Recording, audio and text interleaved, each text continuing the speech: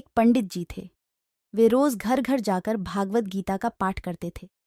एक दिन उन्हें एक चोर ने पकड़ लिया और कहा, तेरे पास जो कुछ भी है मुझे दे दो।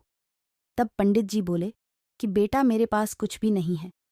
तुम एक काम करना, मैं यहीं पड़ोस के घर में जाकर भागवत गीता का पाठ करता हूँ। वो यजमान बहुत दानी लोग हैं।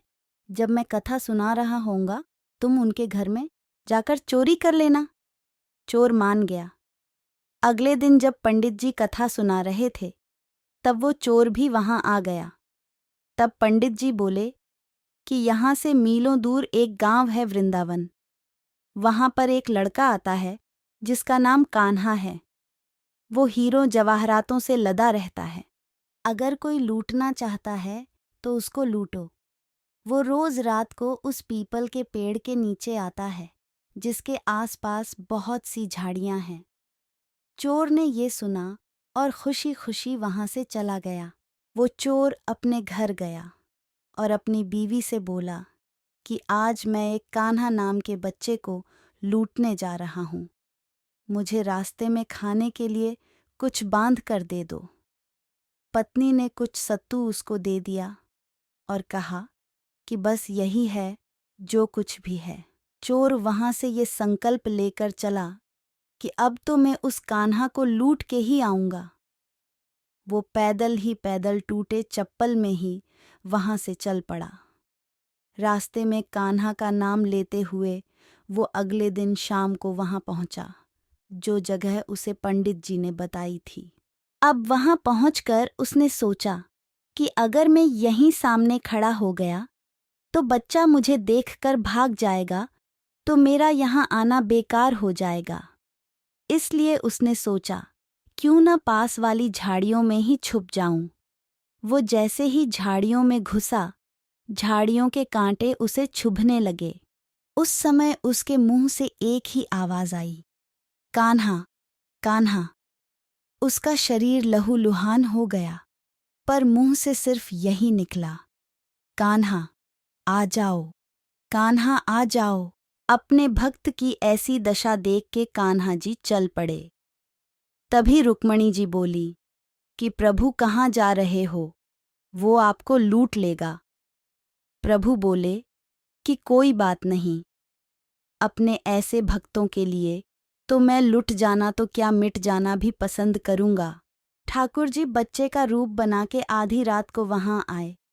वो जैसे ही पेड़ के पास पहुंचे, चोर एकदम से बाहर आ गया और उन्हें पकड़कर बोला, ओ कान्हा, तूने मुझे बहुत दुखी किया है। अब ये चाकू देख रहा है ना, अब चुपचाप अपने सारे गहने मुझे दे दे। कान्हा जी ने हंसते हुए उसे सब कुछ दे दिया। चोर हंसी खुशी अगले दिन अपने गांव में वापस पहुंचा। सबसे पहले उसी जगह गया जहां पर पंडित जी कथा सुना रहे थे। जितने भी गहने वो चोरी करके लाया था, उनका आधा उसने पंडित जी के चरणों में रख दिया।